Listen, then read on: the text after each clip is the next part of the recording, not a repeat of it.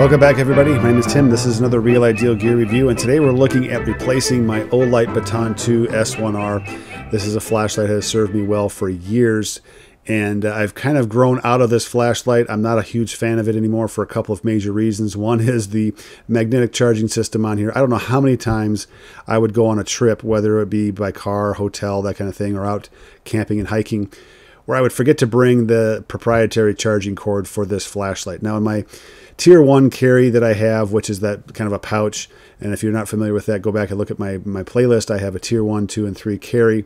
The Tier 1 carry, I don't carry this proprietary charging cord in there. I carry my iPhone charging cord and then a Type, a micro and a Type C to charge all kinds of different things, because I'm trying to cover as many bases as I can. Bottom line is this.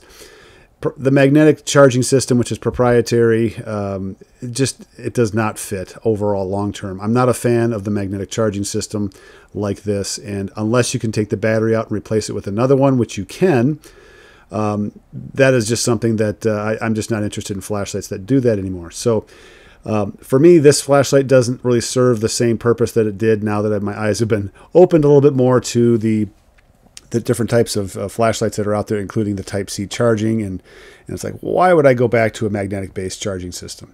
The second thing on this one really is the length of the lifetime, basically, the battery. It just doesn't last as long as some of these other batteries do. So to me, that's another piece to the puzzle. It's like, I need a battery that just is going to last a little longer. And maybe I'm splitting hairs with this, and other batteries won't last as long, but I'm going to give that a shot. And so far, I think I'm impressed with other flashlight batteries lasting lifetime-wise longer duration run times after 2 to 3 years of moderate to maybe, well, probably light use to maybe moderate use. So the Olight is the standard that I'm using and I have used to search out other flashlights. And I have 3 other ones that I've come across that I'm interested in and I've had for a while and I've been using off and on, and have, I think, really some unique features to them. One of them is the Thrunite T1. And this is a great flashlight. We'll go over the qualities of what I'm looking for here in just a second. Another one is the Sofirn SC13. And then another one is another Sofirn SC21 Pro. Now, these 3 flashlights all kind of model, or at least in my eyes, they are very close or very similar to the Baton II S1R. All of them have a turbo of at least 1,000 lumens or higher. They all have, I think, good run times. They have good run times on high, medium, or low, or moonlight. They have a good beam, like a wide, more of a flood type beam. I'm not really interested in a spot or a hybrid, spot with a lot of spill. I'm looking for something that's floody because this is a pocket carry, and it really needs to cover a wide range of space in a very short distance away from the flashlight. So these 3 really do a good job in that. Also, the clip on there, I love the two-way clip on the Olight. I think it does a fantastic job. It has the right amount of flexibility to it, and it doesn't pop off the barrel like the Rovivon A8. The Rovivon A8 is a great flashlight. I've got one. The problem is these clips, they pop off. And for everyday carry, you got to have the clip stay on. Because that's what you attach to a ball cap. And primarily, I'm interested in a ball cap attachment for this clip. I don't really carry this in my pocket for like a deep carry or anything like that over the edge of my pocket. So that is the reason for the clip on here. So all of these have a clip on there that I can clip to a ball cap. So the T1 also has a two-way clip, not quite as thick as an opening here. If you look at the thickness of the opening on the T1, you can see that it's a little bit narrower on the two-way clip portion, whereas on the Olight it's a little bit wider. The Sofirn SC13 only is a one-way clip, but it is oriented for ball cap use. So to me, that's fine. And then you have the SC21 Pro, smaller clip, and I don't know.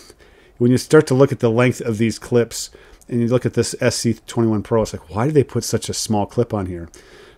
They could have done a better job as far as putting a longer clip in there. But that's where we're at. So they all have a good clip. They all hit that 1,000 lumen turbo maximum. They all have a moonlight mode that's sufficient, and you've got a bunch of different levels in between. And I think the run times on these are about the same, maybe a little bit better than the Olight, and I'm just going to go with that.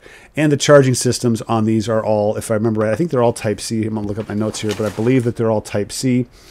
And we'll get to that in here in just a second. But Let's go over the output of these flashlights first, because I think that's really an important part of this. They all have the same general height. Okay, so I'm not going to get into the height.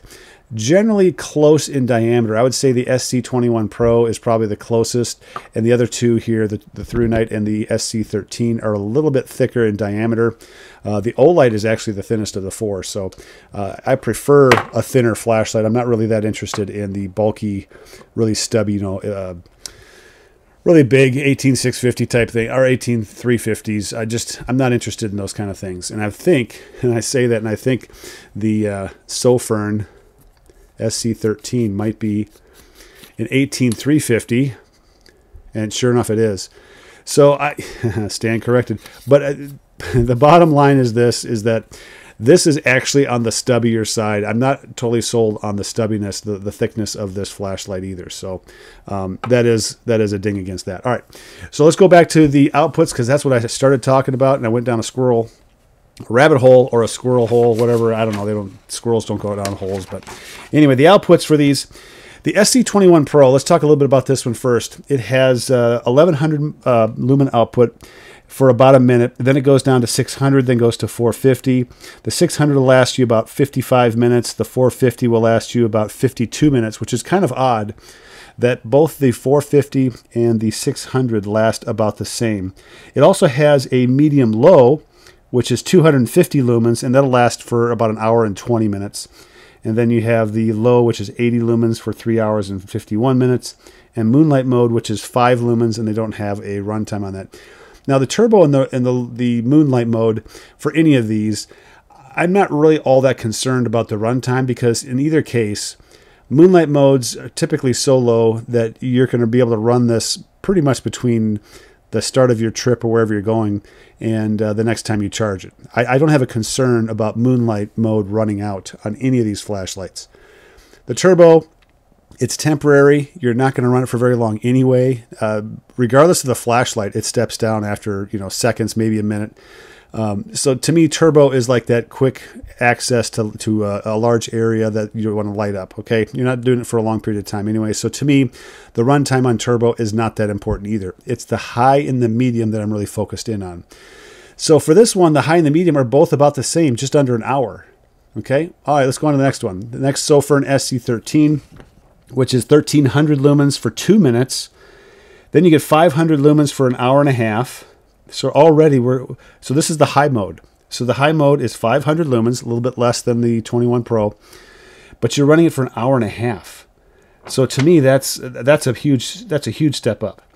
Then on medium, you get 150 lumens for 3 hours and 30 minutes versus the 450 lumens for 52 minutes. Okay, so that's a huge step down in brightness.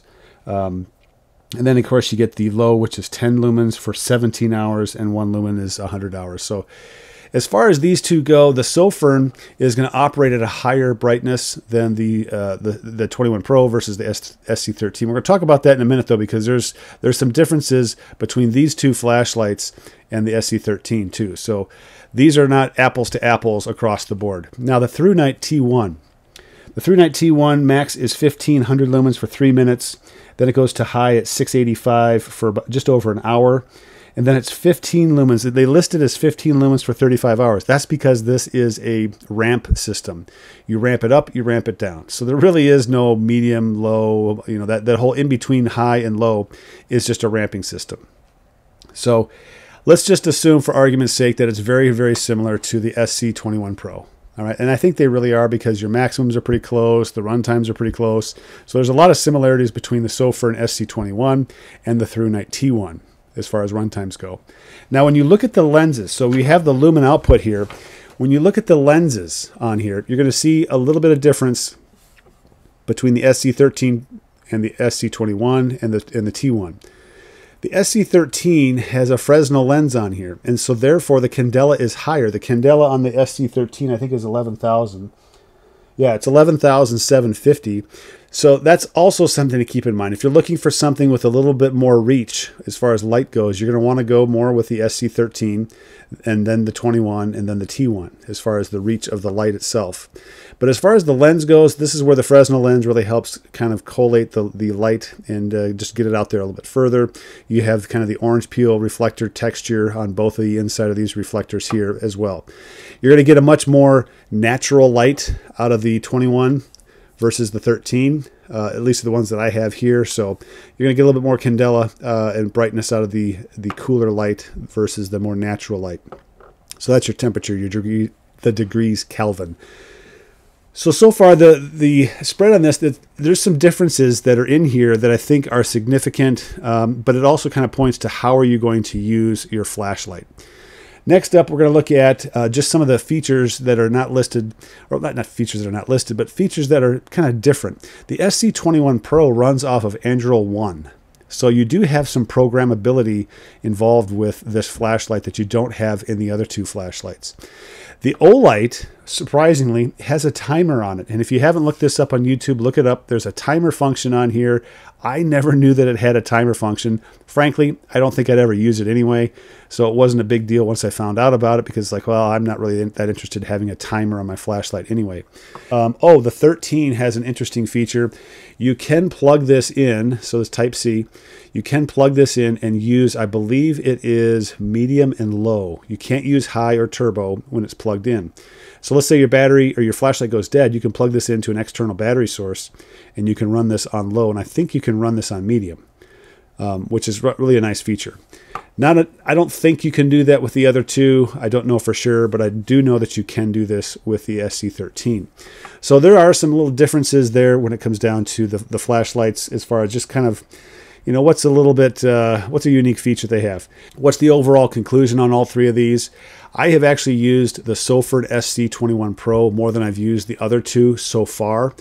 The Thrunite T1, for some reason, it just doesn't click with me as far as its usability. And I believe this one is a ramp-only flashlight, whereas the SC21 Pro, you can, with Android 1, you can go to a stepped or a ramped lighting system on here. I just like this flashlight. It also has a warmer light to it. The SC13 is the most recent of these three that I've purchased, and so I just haven't used it as much as the other three. But at the same time, I do like this flashlight. I think it's a little chunky, though. I think that's the downside. When we're looking at the diameter, I think that's another reason why I gravitate towards the SC21 Pro. It's just a little less bulky in the pocket. I'm not a huge fan of the clip.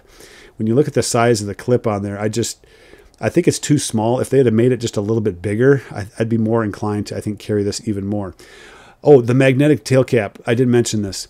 Weak sauce on the SC21 Pro. Like, this is not good enough.